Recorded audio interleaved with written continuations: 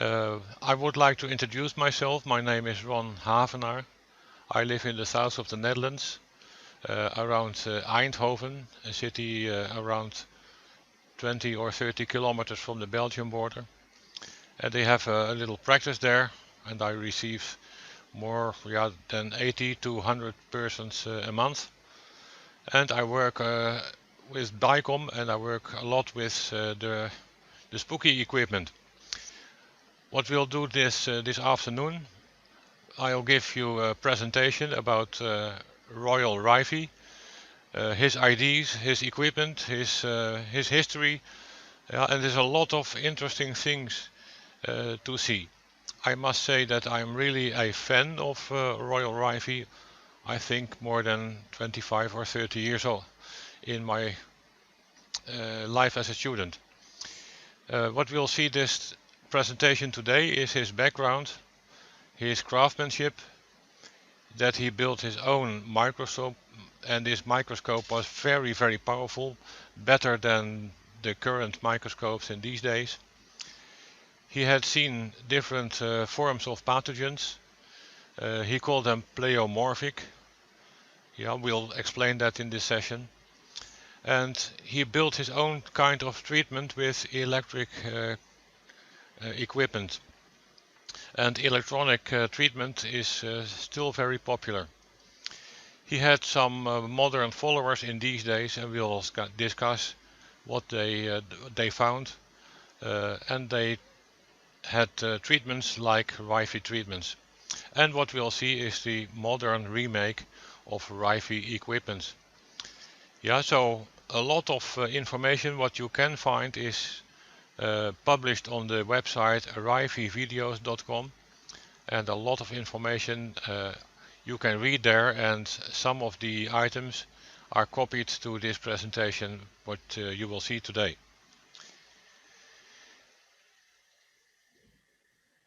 The history of Royal Raymond Rife. He was born in 1888. He started his career as a mechanical engineer. His mother died very early when he was 8 months old. So his sister took him under her care and raised him in childhood. When he was 17 years old, he studied at high school and graduated, and he wanted to go to study to the university as a medicine. Later on he started in Germany, and there he created a atlas of parasites, especially for the University of Heidelberg. And they were so very happy with his work that they gave him a special award, the honorary doctor of parasitology. Yeah, so later on he got an honorary doctor of science, yeah, from the University of California, especially for his work in microscopy and cancer research. And I must say that I am really impressed about all the things that he was able to do. I myself am not that qualified to reproduce all the things that he did really care. Royal Raymond Rife built his own microscope, and his own microscope had a very powerful solution, because you know probably what is chromatic aberration, that different colors in white light would make a image diffuse, but he make something happening with a prisma in the column of the light, so he could split the light in different colors. And if you make a lighting method of monochromatic light, you're able to have sharper images, and he has a resolution of 30,000 times optical, which is absurd compared to the current microscopes today. So what he discovered was a very intelligent solution to see better than any other microscope in the world. And what he saw under his microscope, that the bacteria did something strange. What he said, they were pleomorphic. and other researchers confirmed what he saw. What is pleomorphic? Pleomorphic means that bacteria can have different shapes and different forms depending on the growth of medium that they were growing on. And he saw under his microscope that bacteria and cancer cells were able to eject what he called filterable particles. More about filterable particles later. And you see he was working with his microscope, and besides his microscope you see here a glass bulb, and this glass bulb was producing a radio frequency, and while lightening that light of the radio frequency on the objects that he had under his microscope, he could tune the frequency in this plasma light. And when he saw something that was destroying the growth of bacteria under his microscope, he suddenly notated what he called mortal oscillatory rate. So he created a list which frequency was killing which bacteria, and he saw also that cancer cells did die under his mortal oscillation rate. Well, the best that he ever did, that he was doing, he tested in his laboratory cultured media, and he cultured bacteria. He grounded the bacteria to smaller sizes, and he got filterable particles from that bacteria, and he inserted that filterable particles again in his rabbits and his different rats and mouses. Yeah, and he discovered that they still were able to introduce the illnesses that he got from the bacteria. So the ultimate test that he ever did was 16 terminal cancer patients, and they all did fully recover in less than 3 months. And that is of course an enormous effort that he did, and it is very difficult to reproduce what he ever did. I must say that I'm very impressed that a lot of short films or documentary films are still on YouTube on Royal Rife. If we take a look at some different things that we can see, let's take a look here by example. Oh. So if you take a look on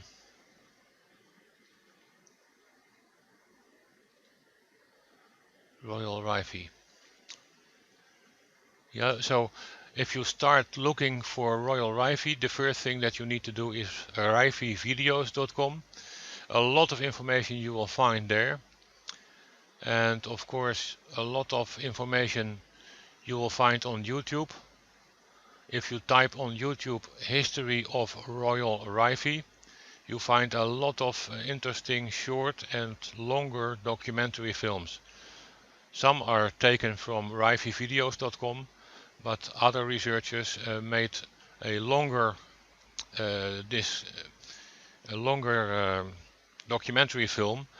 Some have only 1 hour, some have 2 hours, and they have presentations of the original voices and the original films about the laboratory of Royal Rife. So if you click on YouTube and make a search on history of Royal Rife, a lot of information you can find here. One of the important films is this one, A Historia de Royal Raymond Rife. It's more than 1 hour. Yeah, and a lot of interesting things are still important today, because we can see a lot of things, causes and results are still the same.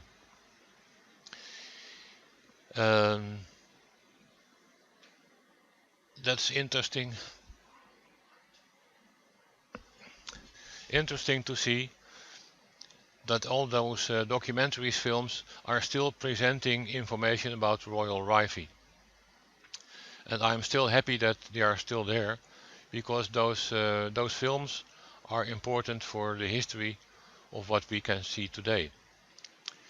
This is a picture of Royal Rife himself working with his microscope, and at the background you can see that two bulbs of quartz glass are located there, and he had, let's say, 8000 volts on the electrodes generated, and normally he did it all with helium gas fillings inside these glass tubes, and that created a plasma lighting, and that plasma lighting of course gives frequencies, and the frequencies were adjusted with the generators that he had in those days.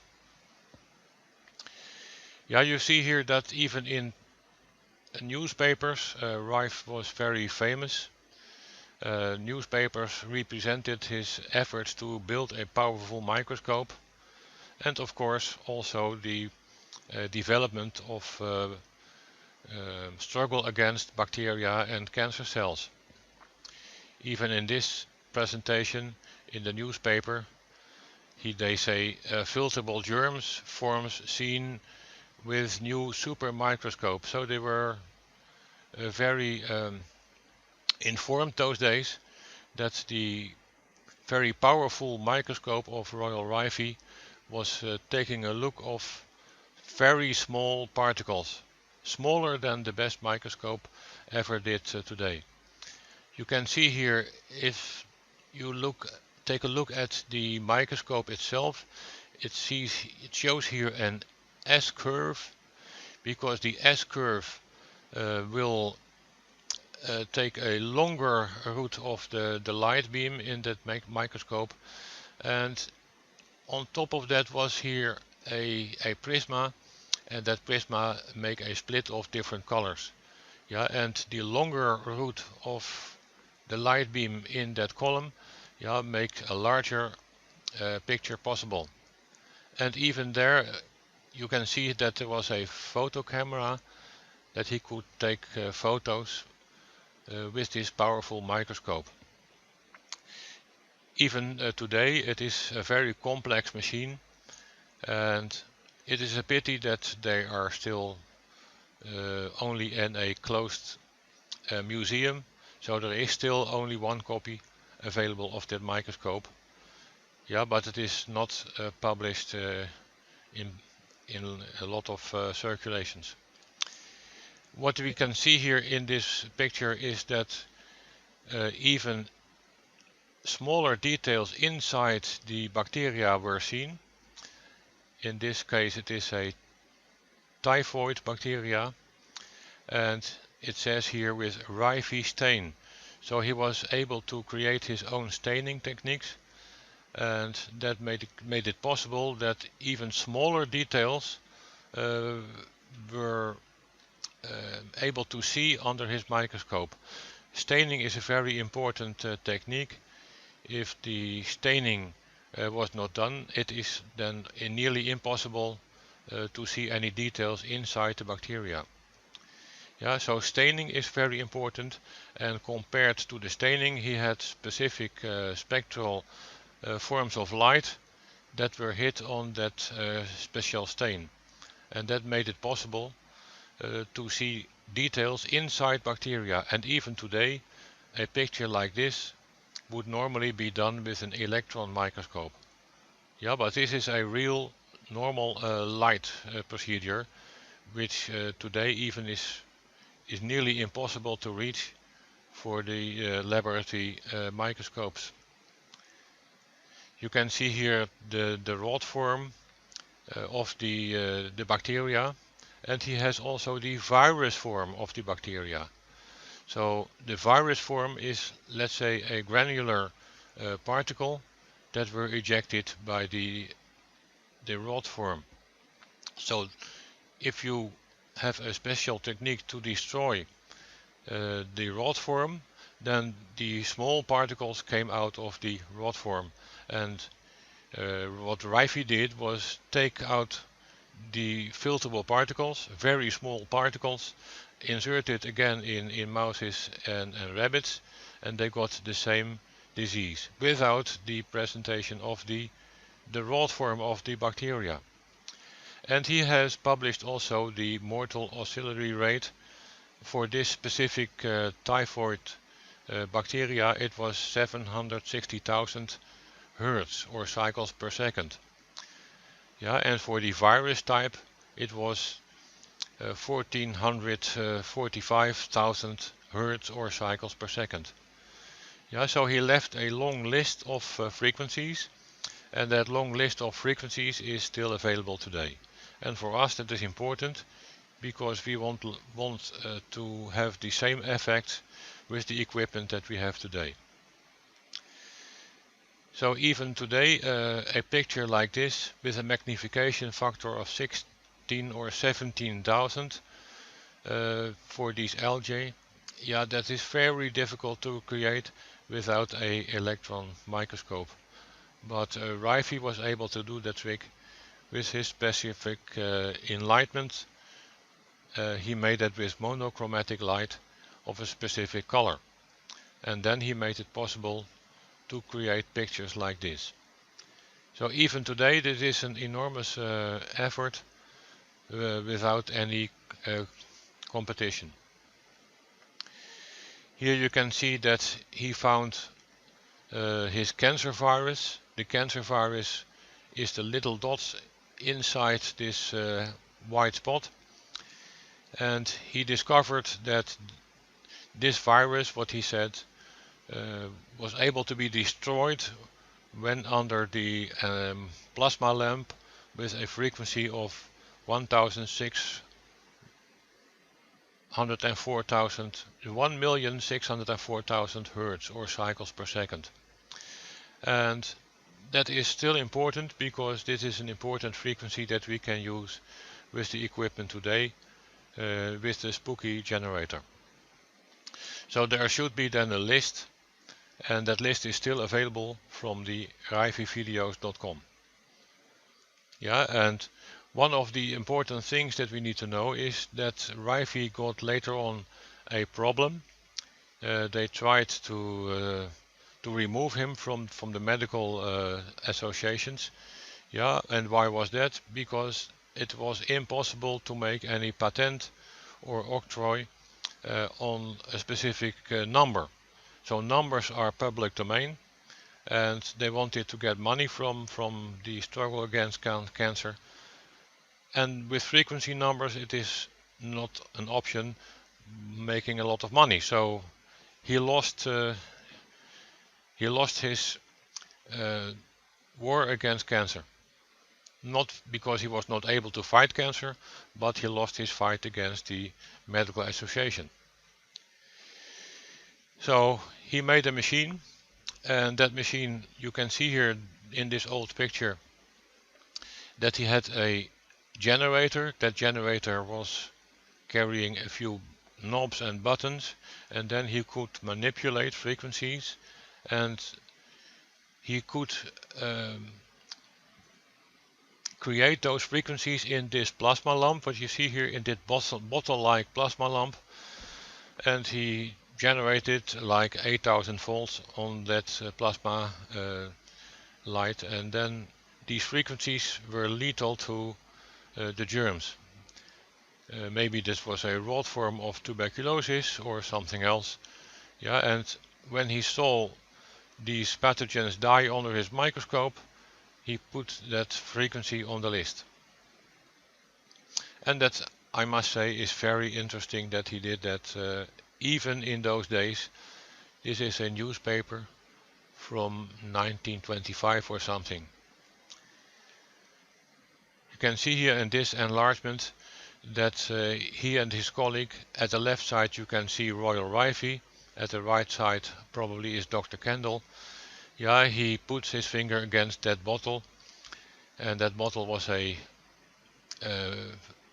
plasma lamp, was gas filled with helium gas, and you see here that he could generate a specific frequency by adjusting the knobs on his equipment. So this was a very small equipment because this was a small size version of his machine. The first few machines were filling a complete laboratory, and this was the first effort to make a smaller size. And that was of course important because he wanted to sell the equipment to doctors, and then the doctors could help their patients. Yeah, so he had no interest in gaining um,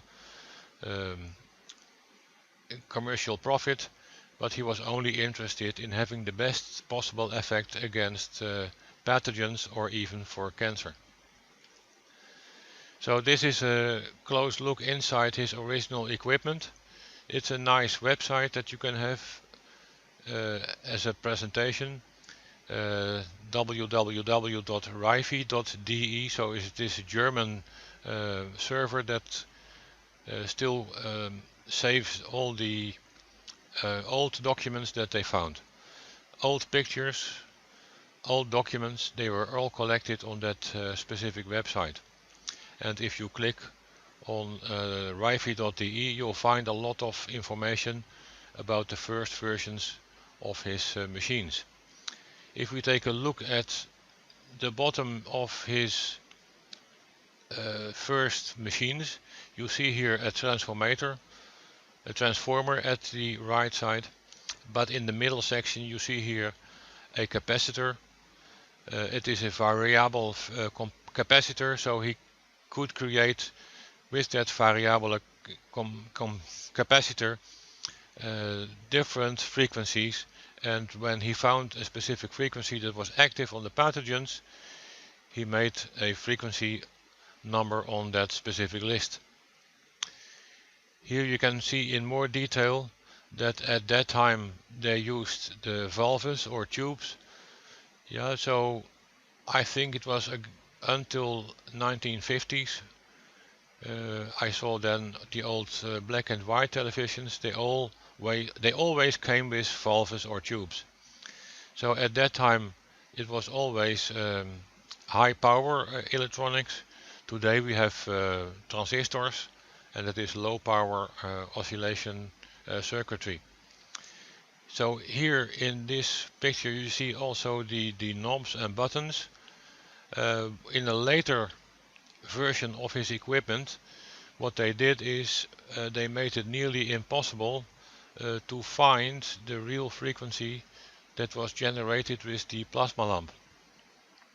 Why was that? Because if he publishes a list with frequency number, anyone that has a generator could reproduce the same frequency. So Philip Hoyland made a composition that he hide the real frequency, and he placed only numbers. And if you got a machine from the Rife company, you could only have a list of numbers like typhoid bacteria, put knob number 1 on position number 5 or something like that. So they didn't really know what was going on inside the electronics of the machine. So they did hide the real frequency from the public. So you see that in that times a oscillation circuitry was very large. It could fill the whole section of a laboratory. But today, if we use transistor technology or even chip technology, we could easily build the same equipment in a small matchbox. Yeah, that would help to reduce the size of the equipment, and also it is related to the low prices. Yeah, at that times, of course, you needed an engineer. You would ask the engineer to build a specific equipment, and you tell him the specifications that you want to produce, and then the engineer would hopefully produce something that would do the trick. Yeah, and in the case of Rife, it was really effective. Here you can see his plasma devices. It was a phanatron or bulb filled with helium gas. One electrode was 90 degrees, the other one was 45 degrees. So if the electrons went from the lower part up to the higher part, that was a little bit out of the right angle. So it was 45 degrees, and then it would of course give a mirror beam to the body to the right side. So today we have the same kind of phanotron bulbs, because it was a remake what we have today from the original design of Royal Rife. The thing is that the machines that Royal Rife was building were not listed the accurate frequency. So some could buy the machine, but what was the machine really doing? And when they destroyed later all the machines that Rife did build, it was nearly impossible to find what was in the history of the laboratory of Royal Rife. But luckily they found some old equipment, and they make a repair of the old equipment, and they positioned the old vintage equipment. They revived it and repaired it, and some technicians were skilled enough to take a look with an oscilloscope, and they could of course reproduce the frequencies, and today we have information about the output and waveforms that Rife did originally created for his sessions.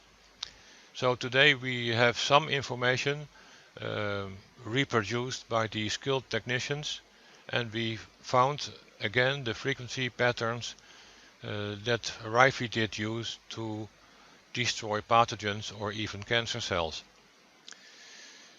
And that is important if you want to reproduce what was Rife doing.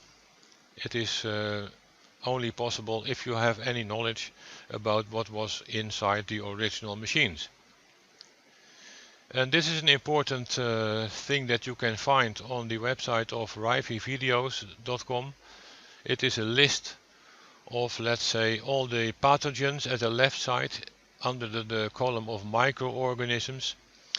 And you find here, let's say, number 24 is tuberculosis, and he had a frequency in the 1950s with the John Crane's mortal oscillatory rate.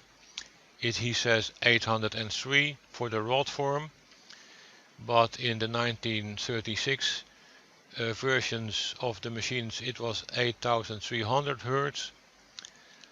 In the versions of 1935 to 1936 it was 369,000 Hz. And in the other version of the machines he found 583,000. So if you have Spooky active, let's say what's in the Spooky software, if we take a look here, of course you have here in the presets and then in the programs of the Spooky software, if you type in the word Rife, you can easily see which frequency numbers are in the database. So if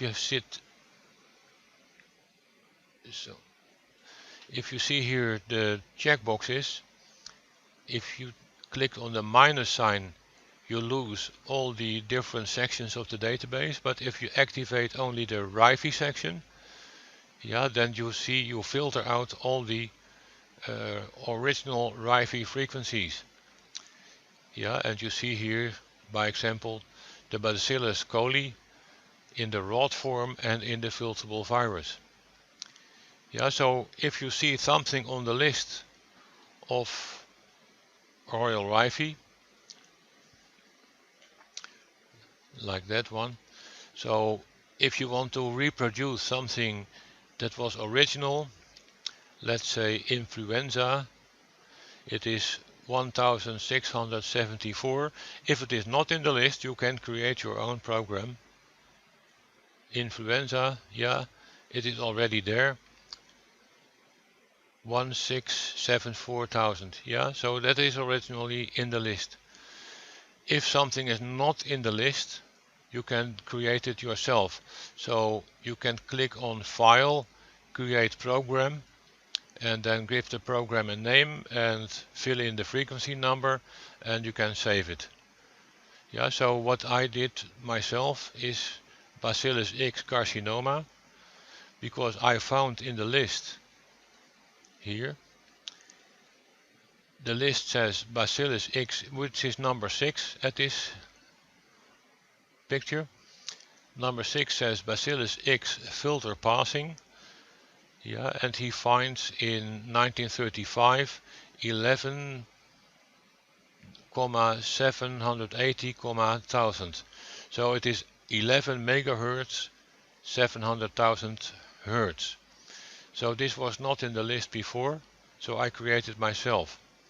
So, and of course you see the 1.604.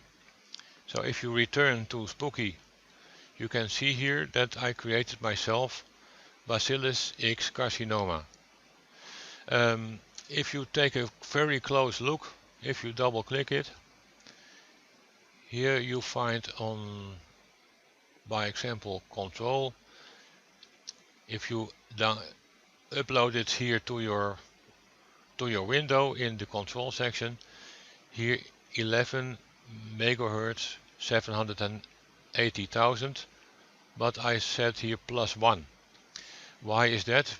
Because I found that, by example, Tesla, he said that you have to divide all the numbers by 9 for the maximum resonance. So if I put here 1 plus 1 is 2, plus 7 is 9, plus 8 is 17, and then plus 1 is 18. 18 is 1 plus 8. 1 plus 8 is 9. So I rounded off the original Rife numbers up to the Tesla numbers. And of course this is a very, very small differentiation, but I thought to myself, maybe this helps. And what I see is that it is really some more accurate than even Rife had in his days. Yeah, because in these days we have the option to give exact numbers because we work with digital equipment, and in that days this was not possible.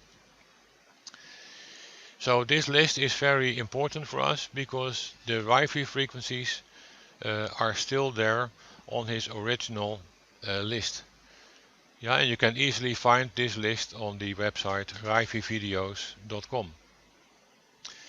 And what we did see in the last picture was that he said filter passing. I would like to explain filter passing. So what is a filterable particle? How did they separate bacteria from viruses? Well, at least they believed that viruses were smaller than bacteria, and that is of course normally the case. So how did they separate viruses and bacteria? They made a funnel. Inside that funnel they created a blockage, and that blockage were having pores of a very small size. And it was technically possible in the 1930s to create a filter with pores of, let's say, 0.2 micrometer. Yeah, 1 micrometer or micron is only 1/1,000,000th of a meter, and viruses were easily passing that specific filter. So if you have a fluid that contains bacteria and also viruses, yeah, what you will see is that the viruses will lay on top of the filter, but the viruses will pass the filter.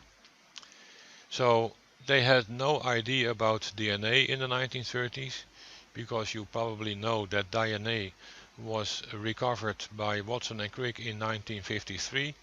So they had no really what's DNA. They had no idea.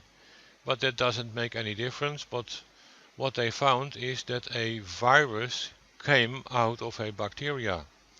Yeah, so I will try to make a picture here what was going on. Let's take a look. I will click here on my pencil, click on a color,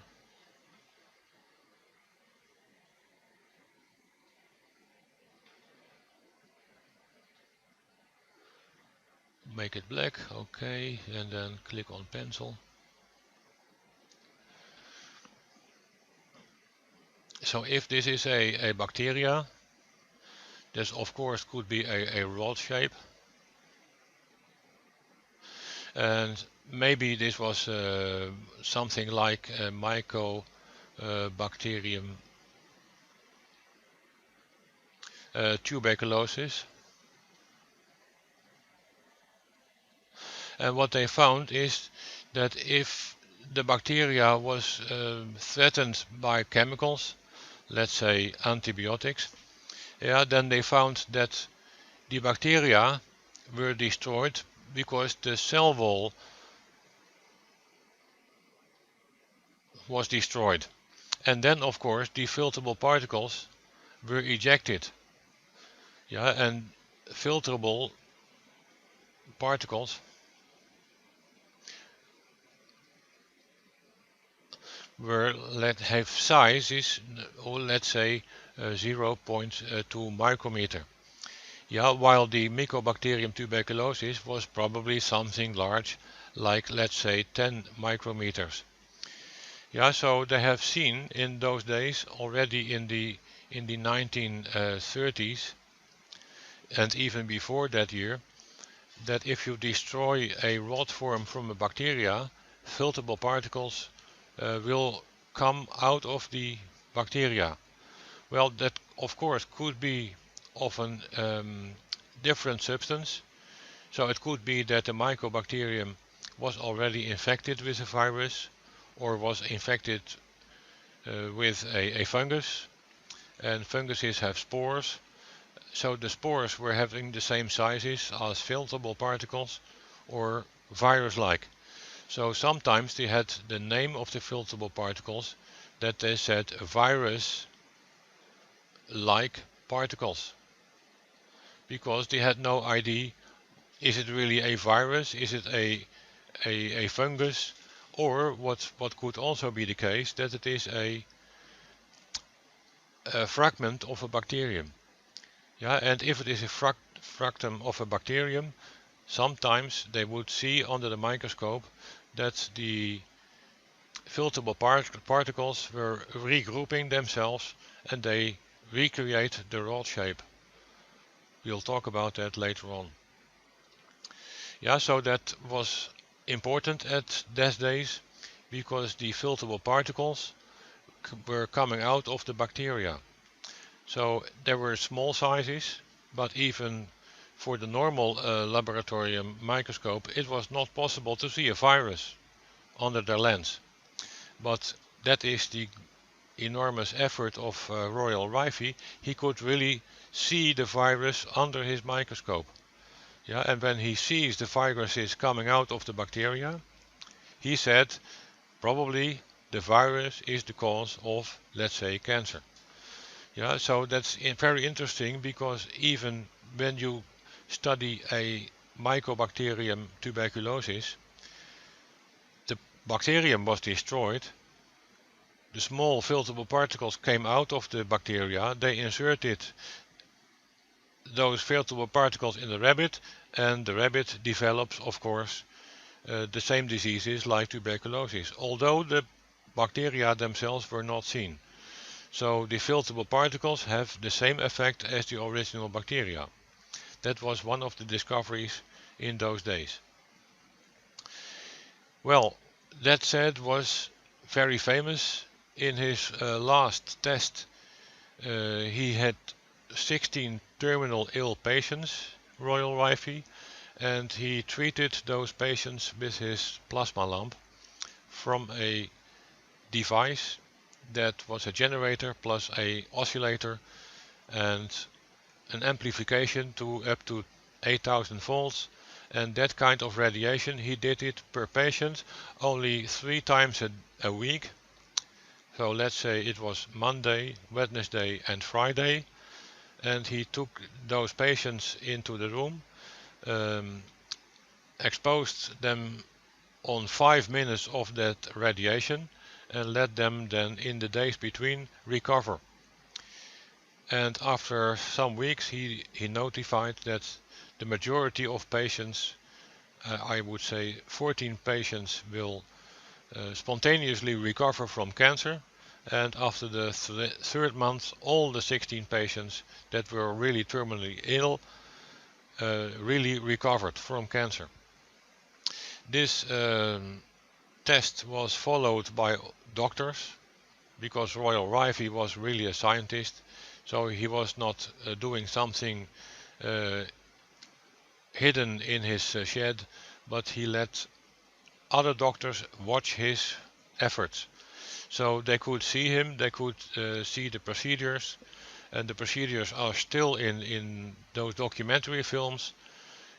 Please take a look in YouTube, because you can see that Rife was meticulously doing his work step by step, selecting rats, cutting them open, extract the tumors, getting out the filterable particles from the tumors, put those filterable particles under the microscope, illuminate them with a specific frequency, and then notify on the list what was the mortal oscillatory rate for this particular cancer species. That is an effort that was really important at those days, and they celebrated with 32 doctors. That was saying the end of cancer, the end of all diseases, because they had the idea this was a major trick to have a real weapon against pathogens. So they would end all diseases if you have the right frequency that was related to a specific pathogen. Simply put the frequency on the patient and there you go. Patient could easily be healed. That was the whole idea. But yeah, what happened then is that they decided to continue with drugs made from a pharmacy.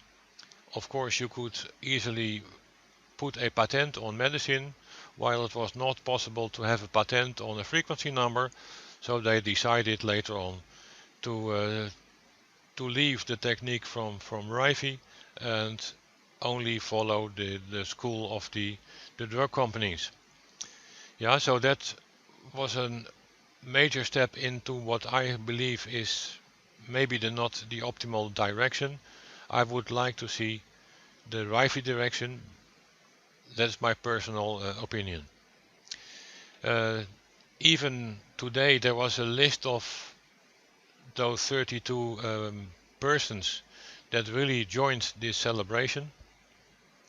Yeah, you can see here the names, and later on they were so influenced by the pharmacy companies that they even did not want to recognize that they visited that celebration. So they really did leave the Royal Rife technique and didn't follow him anymore.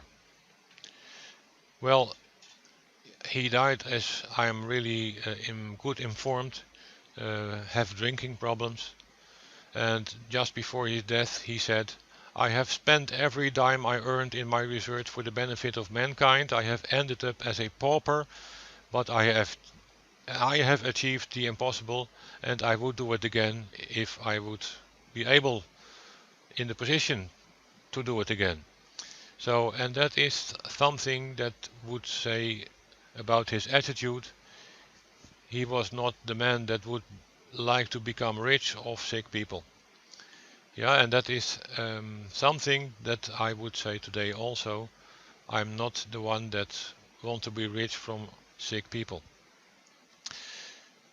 Yeah, so in that days what Rife did was also seen by different researchers, like Pierre-Jacques Antoine Béchamp, and he had a problem with Louis Pasteur. Yeah, so it developed like a kind of war between those two persons. Pasteur and Béchamp, they had different opinions about microspores or germs or bacteria, and we'll take a look why the controversy was done. What Béchamp was seeing under his microscope was that he said, I can see granulations, and Béchamp gave them the name microzymas. What were those microzymas? He said it were proteins, very small particles that would escape from the filter, and it were filterable particles. Yeah, but he was seeing that sometimes the microzymas could reconstruct themselves under the favorable conditions again into the original organism. I will explain that later. Béchamp said, well, the showing of the form of the pathogen is depending on the amount of acids in the growing media. Well, Pasteur, he had the idea with his theory. He said only one bacteria will cause one specific disease, and if I give that specific disease a specific drug, then the bacteria is gone and then the patient is healed. Yeah, so Pasteur was able to identify, by example, a Mycobacterium tuberculosis, and when he combined the tuberculosis with something like an antibiotic, then the patient recovered. So Pasteur said, no, bacteria will have only one shape or one type of form, and if I see that specific bacteria in that form, I know which antibiotic I need to give, and then the bacteria will die. So there was a monomorphism, one type of bacteria, one type of antibiotic, and then if the patient was infected on Monday, I give him the antibacterial drugs on Wednesday, and on Sunday he is healed. So problem solved. Yeah, so what could be more easily than that? Only one bacteria type, one drug type, and patient is healed. Yeah, but Béchamp said, no, that is not really the case. The pH or the acid level, that is what is causing the different shapes of the bacteria. Yeah, so there was a fight because some had the idea that only is possible what they call binary fission. I will show you what is binary fission. That the daughter cells are exactly the same as the mother cells. I will show here this little picture. It's a film of only a few seconds. Oh, it's 1 minute. You can see here the division under the microscope. So one bacteria becomes 2, 2 bacteria becomes 4, 4 becomes 8, etc. So it is a kind of logarithmic multiplication, and that is seen here under the microscope. You see that the daughter cells have identical shapes as the mother cells, and that is what they saw under the microscope. And then Pasteur said, okay, problem solved. This is the type of binary fission that we can see, and that is the standardization that we want. And if we put a drop of antibiotics in the petri dish, then the bacteria is destroyed. And if I can see that it is in vitro or in the glass, yeah, then the same probably would happen in the patient in vivo. So he gave the patient the medicine, and what happens? The patient recovered.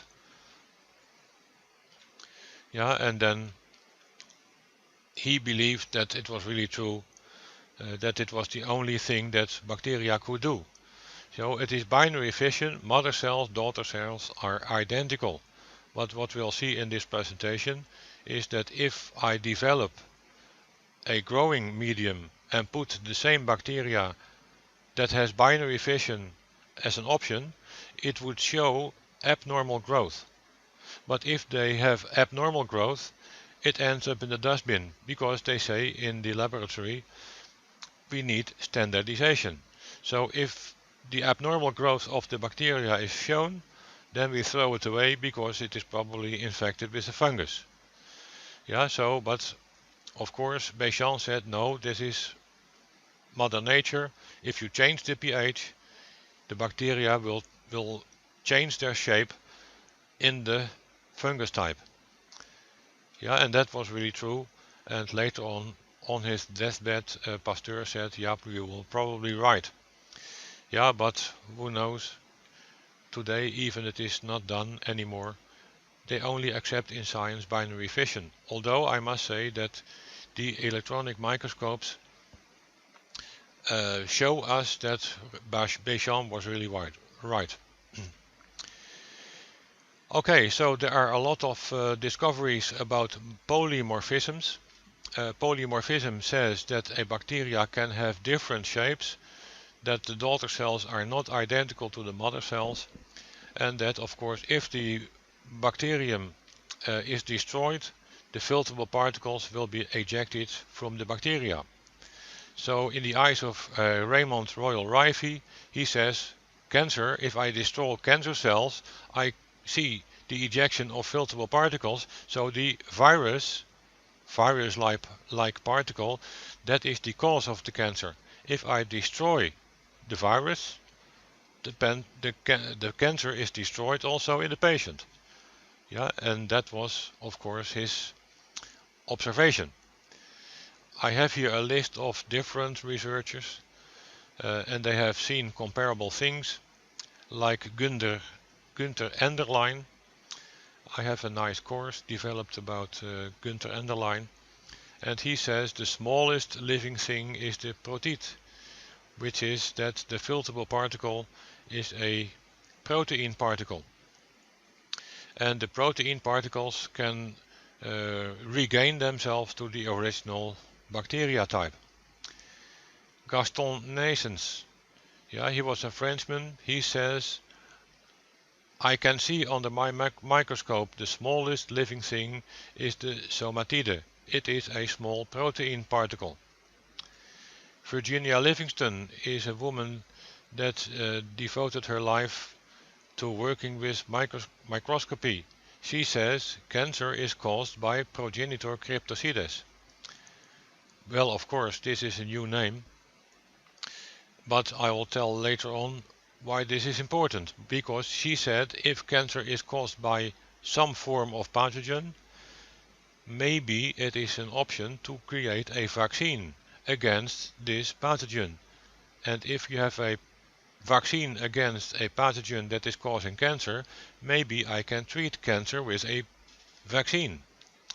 No, they said, you are not right. You are mistaken. Another one is Alan Cantwell, and he already published some books on the bacterial cause of cancer, which of course is leading to no answer in the scientific world. And I must say, Lida Matman is the most impressive book on cell wall deficient bacteria or stealth pathogens I've ever seen. And even there's a long list of other researchers that told the same. Yeah, this is a picture of Gunther Enderlein. He used exclusively his dark field microscope and he saw his virus-like protid or small living thing. And he said the protid or the protein particle, that is the smallest living thing, smaller than a living cell. And of course the scientific world did not accept this idea because they said no, it is the cell that is the smallest living thing. But he believed that a bacterium or a protid could rebuild itself to fungus-like lookalikes or rod-form bacteria, whatever you need. It is depending on the type of medium as a growth medium in your petri disk. And I must say that he had the idea that if you could see something like a protid, if you make that protid, bring it in contact with the original bacteria, the protid will destroy the bacteria. So the virus-like particle will destroy the bacteria. Okay, so today it is a what they call bacteriophage virus. So bacteriophage viruses are used against bacteria. You have to go to the Ukraine for this kind of therapy. But isotherapy, according to Endeline, is still available for the company Keelbeck Sanem. This is a picture of Mr. Naessens from France. He developed also a kind of microscope with ultrafine solution, and he also saw particles like filterable particles, very small particles coming out from bacteria, and that were reintroduced in testing animals and reproduced the illnesses. Virginia Livingston, you can read the book The Woman Who Cured Cancer, written by Edmond Adio, still available on Amazon. And she said that very small cocoid forms are visible in breast cancer. Here you see that grain-like inclusions in those cancer cells. Yeah, so the magnification here is 1,000 times. And when it says in oil, you need an oil immersion objective, and then you can make pictures. So 1,000 times is not that large. But Virginia Livingston discovered that granular inclusions are still visible in cancer cells. And what she said is, these are the real cause of cancer. No, the scientific world did not accept her ideas. So what happened to Royal Rife is not a one-person situation. It is nearly standard in the scientific world. If you are not mainstream, you are expelled from the scientific club. So Virginia Livingston had the idea that if cancer was caused by a pathogen, maybe we could do then something with immunotherapy. Immunotherapy is important because if you have a vaccine, you could possibly treat cancer with the vaccine. But what happened? She was in problems because there was an action of the law against her, and she had to close her clinic. Yeah, so that happened to Virginia Livingston.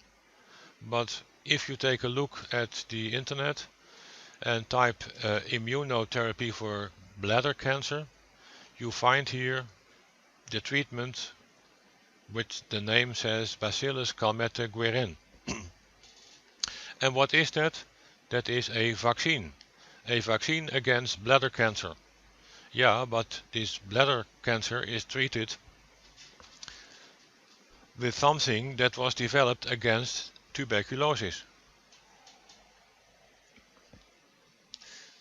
So imagine that you find here some treatment in the scientific world.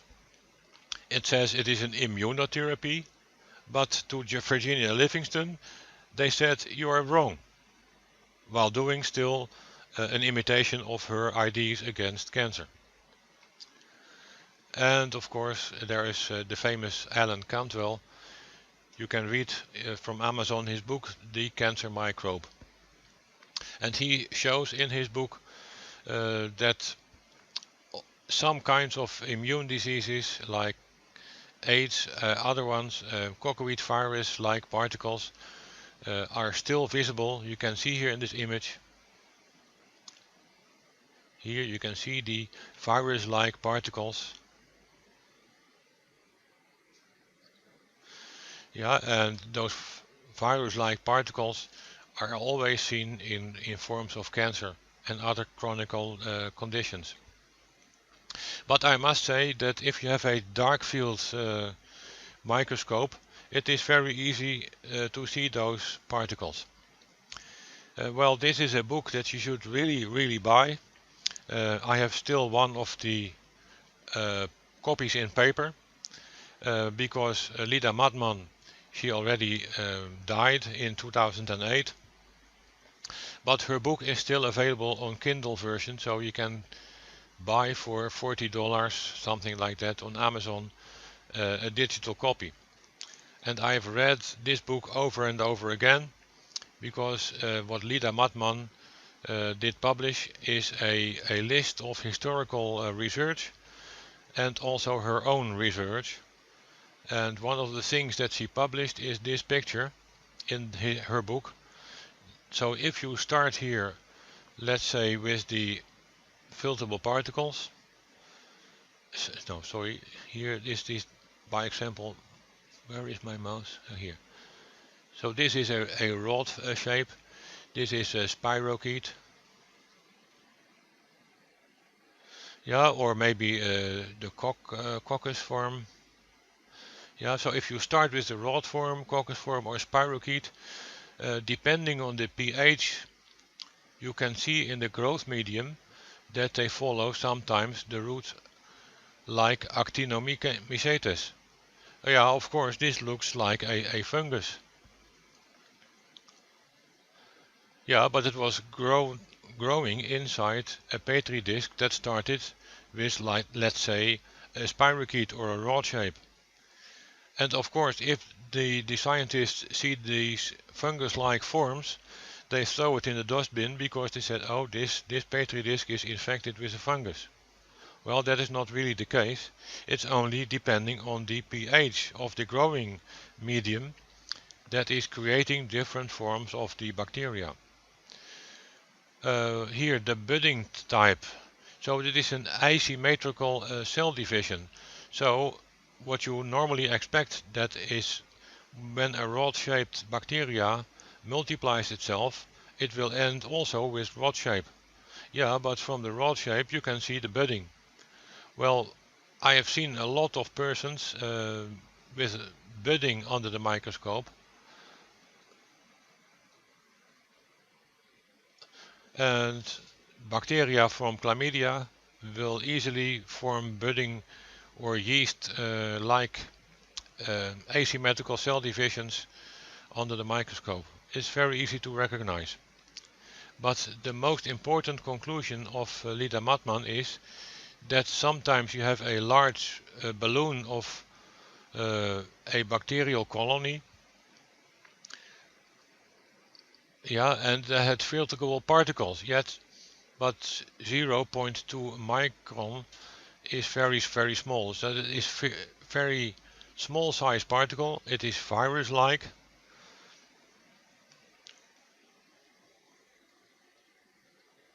Yeah, but what happens then? Sometimes it reconstructs itself to the original rod shape, or cocky shape, or maybe spirochetes. So that would tell us that even if I inject those filterable particles isolated from the bacteria, and I inject it in a rabbit, I will see probably rod shape or spirochetes inside that rabbit. So that is a very important conclusion of the book of Lida Madman, that a rod shape can convert itself to a fungus-like form, and even from filterable particles, depending on the kind of medium in the petri dish, you can sometimes see reversion to the original shape. So it reminded me to one quote from the film, from the name escapes me, from Jurassic Park. Yeah, Jurassic Park. In the Jurassic Park film, they said no, the dinosaurs, they cannot reproduce themselves because we only have the females. And later on, you see the eggs were hatching. Yeah, someone said, oh, nature has found his way. Yeah, that's really, in this case, true. That reversion can be done from filterable particles, reversion to rod shape or spirochete. Nature has found his way. Later on, electron microscope, you can easily see sometimes from red blood cells. This is the border of a red blood cell, and you can see that hair-like constructs are growing through the cell wall of the red blood cell. So what is really the case? One step back. The filterable particles are so small that they can easily invade the red blood cell, because every cell has small pores. And those filterable particles are so small that they can easily invade red blood cells and then multiply inside the red blood cells. So this is a picture that shows us that it is really possible that hair-like constructs will grow out of red blood cells, but it is not really from human origin, it is really a pathogen. So that is what we call an intracellular infection.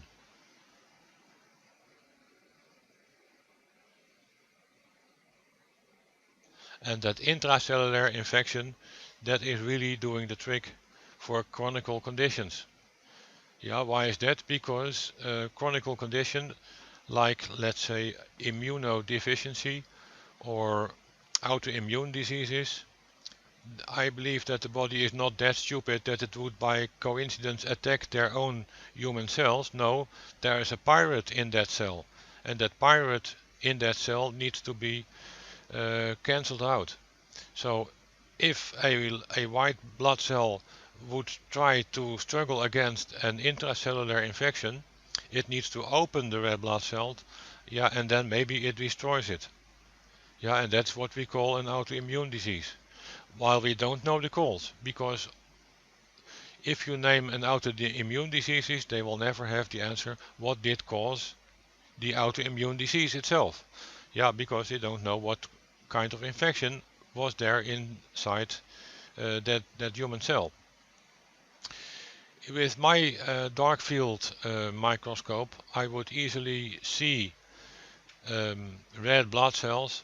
You can see here, this is a red blood cell, while hair-like growth comes through the cell wall. At the right side top you see here filterable particles. And of course these filterable particles can sometimes evade from the red blood cell, so it is sometimes opened. And then the filterable particles will be ejected from the red blood cell. And even in this case you can easily see the rod shape. Yeah, and that rod shape here is seen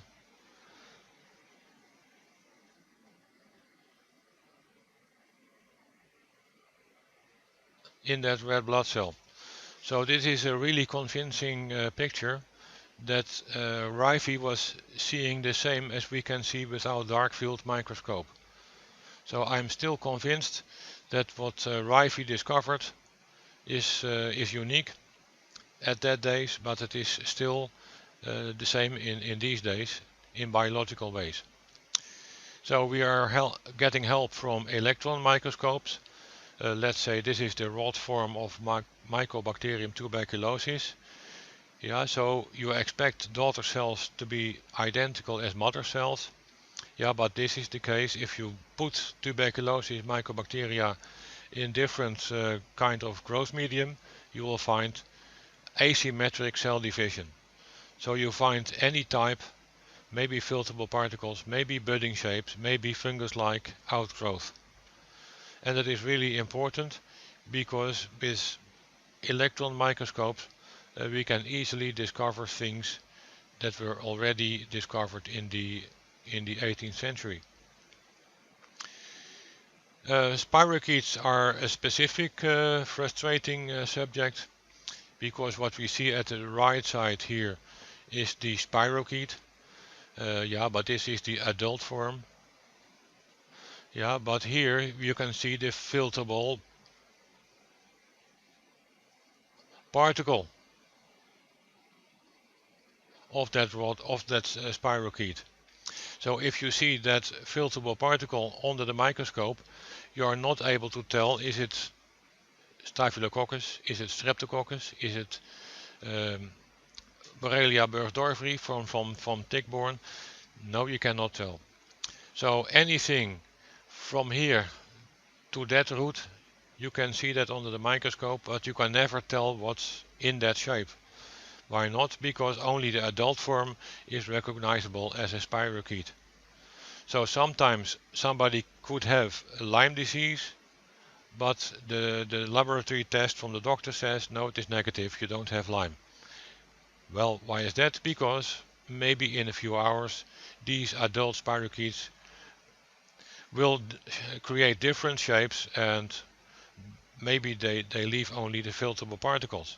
But these filterable particles could easily be seen with the electron microscope. Here you can see the budding right from the spirochete, and sometimes when they put those round budding shapes again in a growth medium, yeah, here this is a budding, and if they put it in a growing medium, they will see that from that small spores, new spirochetes will come out. Yeah, so mother cell, daughter cell are identical. Well, that's not the case for spirochetes. So a lot of researchers discovered that cancer was created by pathogens, and this is a list of different researchers, and Royal Rife was one of them. That is very important because if you can reproduce techniques of Royal Rife, yeah, you can do sometimes very elegant things for your patients.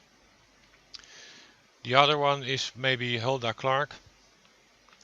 I studied Hulda Clark already 25 years ago. I did create from her books my own zappers. So it costed me only a few dollars to reproduce a zapper.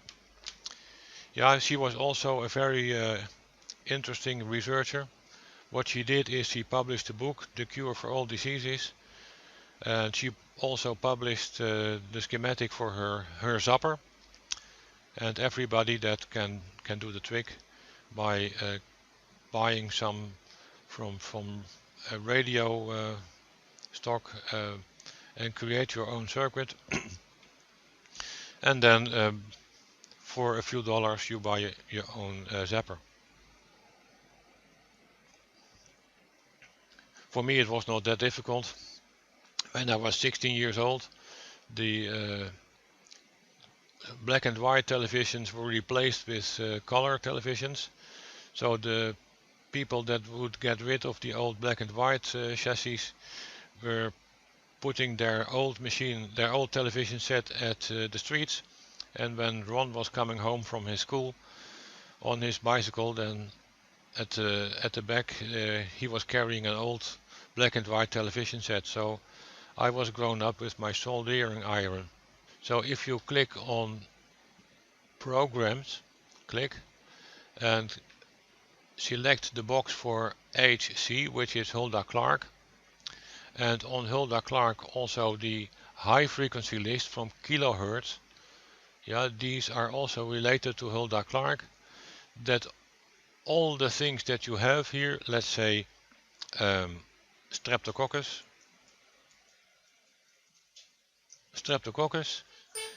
and if you unselect Rife here, you have here the list for Hulda Clark. It's called HC or kilohertz. And I have tested all these different frequencies from Hulda Clark, and I must admit she was right. Yeah, so I have a nice experience. One of the patients that gave me a call was a lady. She worked as a hospital assistant in Eindhoven. She was an assistant on the Department of Cardiology, and on one day she fainted on her job. Well, suddenly so everybody became very anxious about her. She was put in a bed, she came late to her senses, they did a simple blood test and they found, oh sorry, you were infected with 2 different strains of hospital bacteria. So it is Streptococcus and Staphylococcus aureus. And of course, in hospitals they have the bacterial types that are resistant against antibiotics. So what I did was I put her in the machine. It was the scalar wave machine. So I said Streptococcus. So I clicked streptococcal infections, double click, and I accepted the ID of Staphylococcus,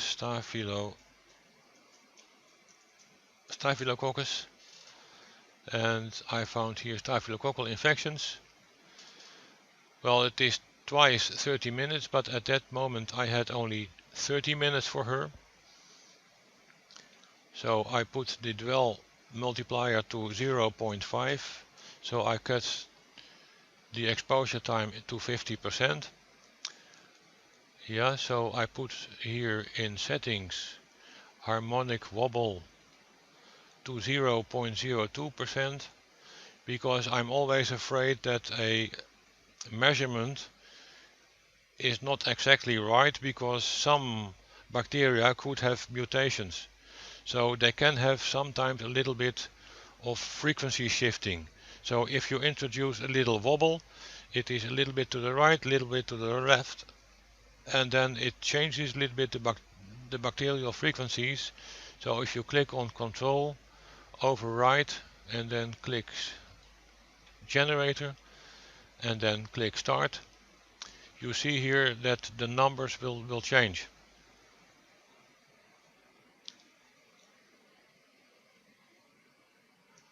Okay, so you see here it says here the first frequency is number 150, but you see here it runs on 153 and it goes up and down, up and down. So it makes a little bit different frequency because I want to skip the part of mutations. And within 30 minutes this patient was totally fine. She came to me in her 3rd week, so she was sent home with a package of antibiotics, which is strange because antibiotics were totally ineffective against the streptococcal and staphylococcal infections. So I got her in my practice after 3 weeks, and she was having a very bad situation. It was nearly what they call a blood pollution, a blood infection. So she was already feeling pain in her chest. So I said to her, I'm very afraid that the infections already did reach your aorta. So you could have a heart infection. Yeah, so after 30 minutes on the scalar wave, the infection was totally gone, which was not the case with 3 weeks of antibiotics. So that was a nice experience with the Hulda Clark kilohertz list. So I'm totally convinced that the Rife list, Hulda Clark list and kilohertz list is absolutely effective against the pathogen if you know the name of the pathogen. Well, someone else that does something like Rife is Anthony Holland.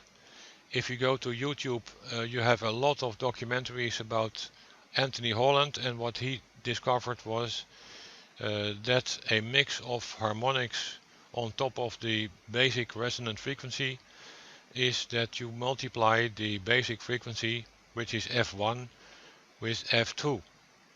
Yeah, so if you go to Spooky software, let's say on presets, you have here, let's say empty presets, then you go to scalar, then you go to Spooky Scalar Anthony Holland, and you go to settings, then you find here F2 is F1 times 11, because that is what Anthony Holland did find. So the original frequency is mixed with an 11th harmonic. Yeah, so if you unclick it, uncheck the box, then you see that it is the original frequency, but Anthony Holland did a mix with 11th harmonic. And that is what you do, because you see here 1, 2, 3, 4, 5.5.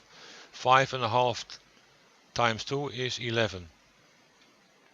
Yeah, so F2 is multiplied 11 times on top of frequency number 1. Yeah, so if you have here, by example, a program for Staphylococcus infections, run the settings, give it an harmonic wobble again, leave the F2 is F1 times 11, click on Control, override, generator, click on generator, and then start. Yeah, so you see here that if it starts, then that waveform like Anthony Holland is imitated.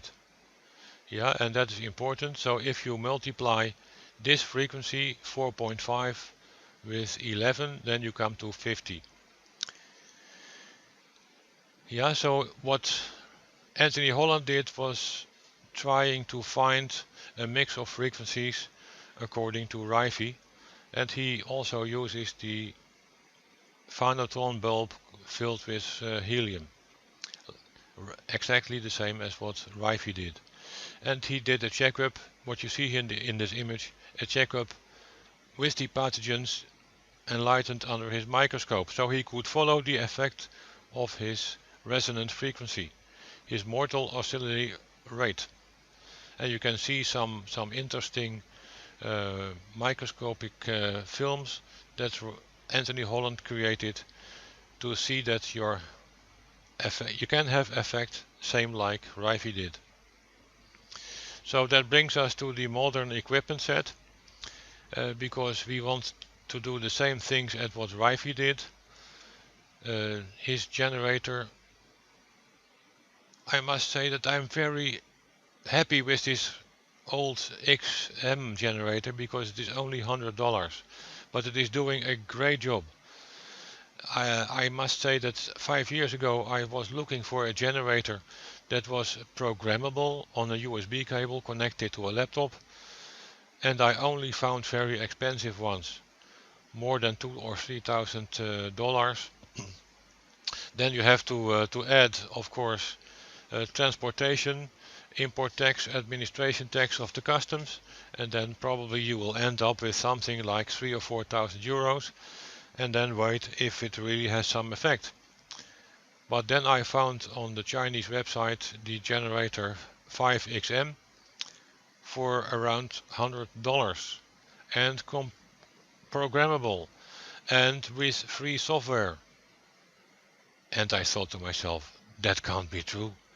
That must be a small toy for little children, because it's showed here an icon and the spooky item, and I thought, well, as a child I was taking a look at the television like it was Caspar the Ghost or something that has some identical logo. So I would expect that it was something that was created for children play. But nevertheless, if you download the software for Spooky, you can take a look at the Spooky software before you buy the generator. So I found a list with identical Rife frequencies and Hulda Clark frequencies. So then I realized it is no play toy. It is really a small machine, but it is a modern chip in a small matchbox size equipment. So I immediately ordered the XM generator, and since then I'm very convinced that it has really a really good effect. So you see here in the second generation the generator X, and that is also a very nice generator, because it has two generators in one box, and then you can connect your generator to a laptop, and it has room for 30 programs. So if you unplug it from your laptop, it can run the program standalone. It has then room for 30 programs. Yeah, so the software is free. Of course, you need some boost connector, and then you have the remote contact or plasma mode. Yeah, and later on the scalar wave mode. Well, I will tell some things about remote mode. I had my doubts in the beginning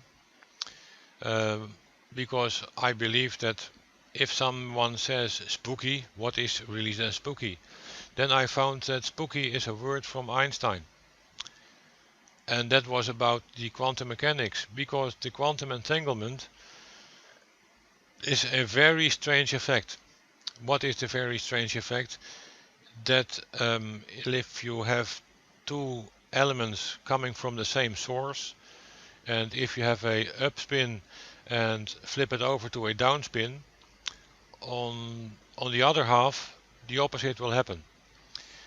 And Einstein said, well, the effect is if you cut a crystal in two pieces and have one piece here, the other piece is at the other side of the universe. If you flip the electron orbit from up to down, what will happen on the other part of the crystal? From down to up. Just it is mirror image. And I thought to myself, well, that is strange. It is having no signal from A to B, but if I do something for A, something on B will happen also. That's very strange. At that time, I met someone, a lady with breast cancer, and I told her something about quantum entanglement, and I said to her on the telephone, please send me a few nail clips from your index finger. And within 2 weeks I got her nail clips, and I inserted her nail clips into the remote device, started at 9 o'clock in the morning a program, and later on in the evening I sent her a WhatsApp. Yeah, this morning I started your treatment. And the answer came, oh, I already noticed I had sensations in my body. So I noticed, oh, my nail was activated on the remote. I can feel sensations. I already knew that you were started your treatment. Well, something about the distance. I was in the Netherlands, in Eindhoven, and where was she? She was in Tel Aviv, at the other side of the world. So for me that was a discovery that Einstein was doing a word like spooky action on the distance, and we had no idea why it happened, but it happened. Yeah, so quantum entanglement is something that is really important in quantum mechanics, and it is really doing a good trick. Contact mode, like Hulda Clark, you can buy metal hand electrodes. You can do it as a zapper. You can connect your XM machine, and it gives maximized to 20 volts. So you can do the therapy like Hulda Clark. Another option is that you buy the plasma mode, and the plasma mode is doing a very good trick because it is the Rife remake.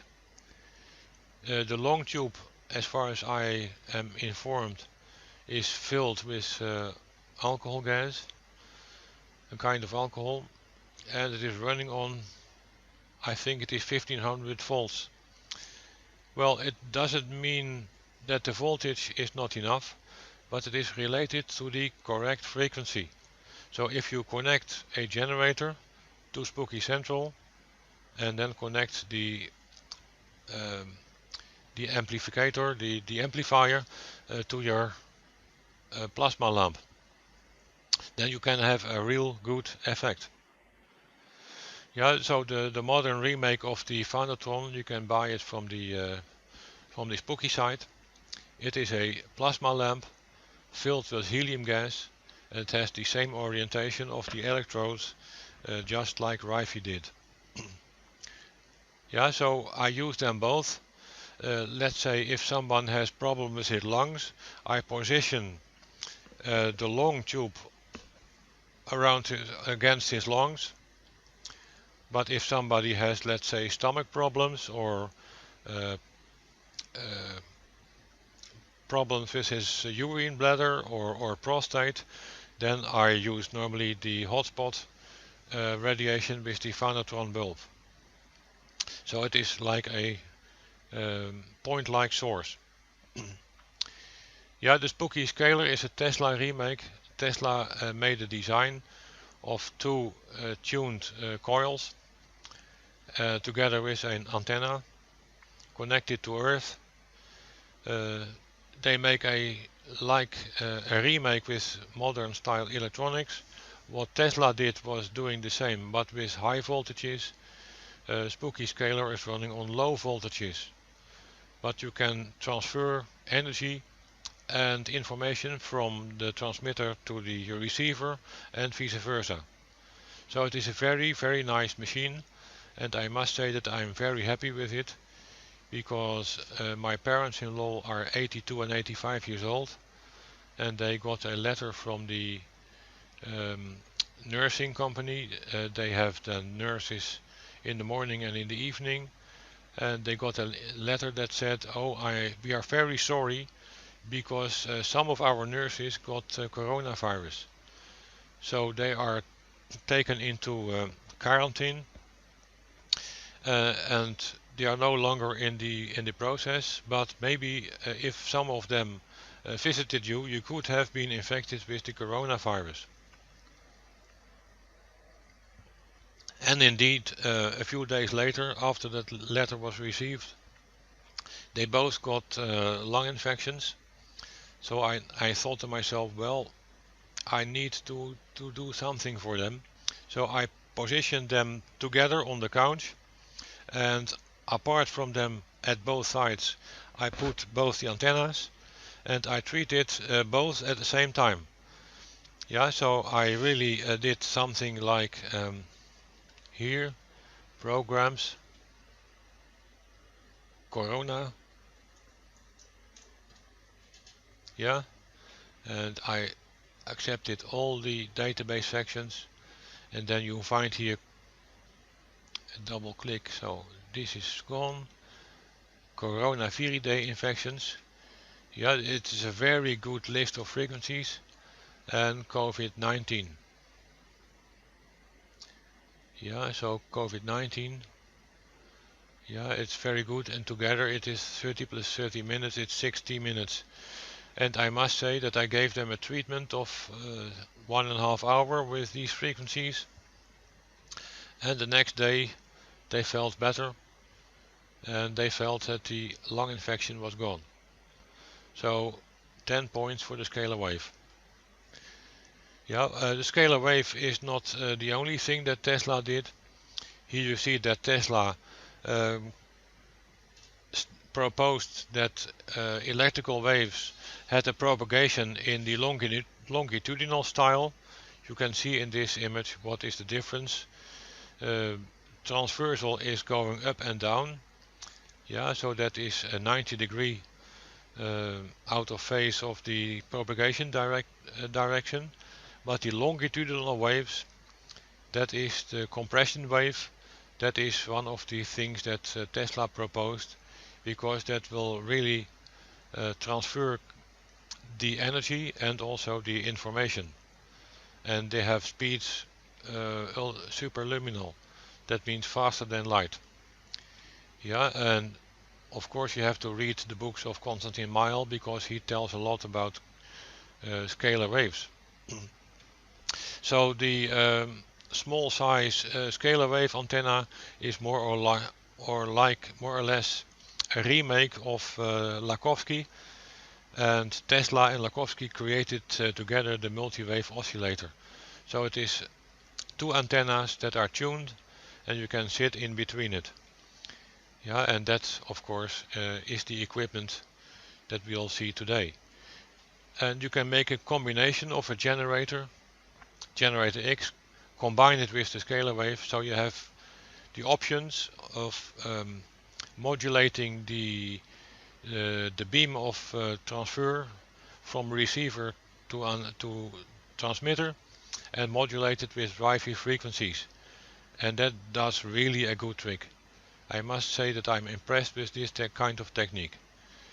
Yeah, so that will help us to understand that what Rife did is still in his legacy, and we can read still the information and try to do the same as what Rife did. Yeah, so at this moment I'm ending the presentation.